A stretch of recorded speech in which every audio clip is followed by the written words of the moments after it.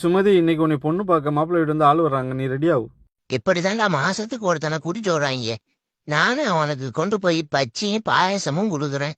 நல்லா வாங்கி சாப்பிட்டுட்டு போயிட்டு வரணும் அப்படின்னு சொல்றாங்க. அதோட போயிடறாங்க. வந்தோமா, சாப்பிட்டோமா, பார்த்தோமா, அங்கனக்குள்ளே பதில சொன்னோமா, போன மாதிரி இருந்தா அவங்களும் அடுத்த சொல்லிய பார்ப்பாங்க. ஏன் நீ அங்கனக்குள்ளே வேணாம் என்ன அவங்க திண்ட பஜ்ஜிக்கு காசா வைக்க போறாங்க.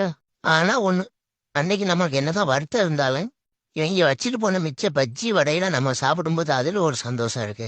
அது மட்டும் இல்ல, அன்னைக்கு ஒரு நாள் வீட்டு வேலை பார்க்க தேவையில்லை, தெருப்பு இருக்க தேவையில்லை.